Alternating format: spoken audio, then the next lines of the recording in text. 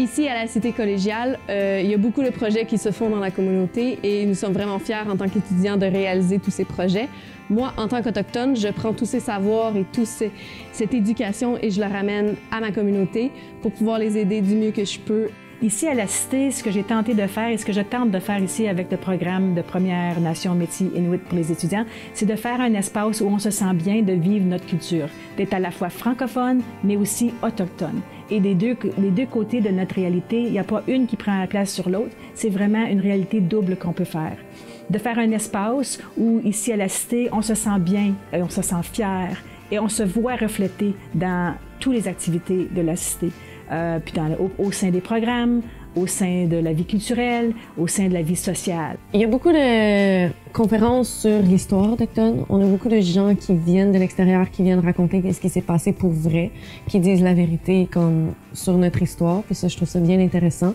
Je trouve ça intéressant aussi d'impliquer les élèves autochtones de l'école, puis de s'avouer autochtone en public, parce que dans le fond, c'est pas it's not a shame to be native.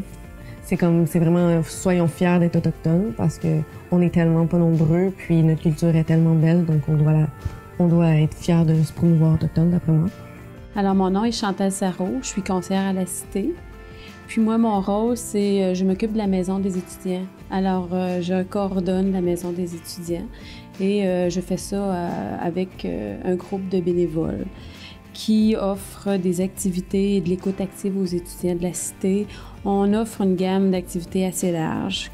Et on va faire, par exemple, des sessions de tambour, des sessions de chant. On prévoit au mois de janvier avoir des chants inuits et puis une chorale qui va venir faire des danses inuits. On va avoir aussi une session de perlage avec certains étudiants qui ont exprimé le désir d'apprendre la tradition de perlage. Alors, à ce moment ici, nous avons une aînée qui vient de façon régulière à la maison des étudiants. Cette personne-là va faire des cercles de la parole, la guérison.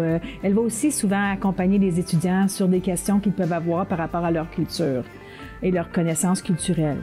On a aussi des instruments de musique à la maison qui sont beaucoup utilisés par les étudiants. Moi, je vois vraiment ça comme quelque chose de rassembleur. Donc, il y a des étudiants qui se connaissent pas, qui s'assoient ensemble, un joue de la guitare, un chante, tout ça. Et aussi pour se détendre.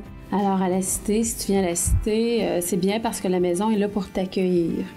Et là pour t'accompagner, que ce soit pour ton choix de programme, que ce soit pour rencontrer des gens, parce qu'à la maison, il y a des bénévoles qui sont là pour t'accueillir. N'importe quelle question que tu as, même si tu as besoin de te faire accompagner à un service, les bénévoles sont là pour ça.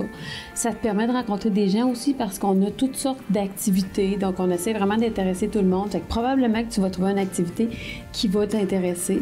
Donc, c'est certain que tu vas être bien accueilli à la maison des étudiants.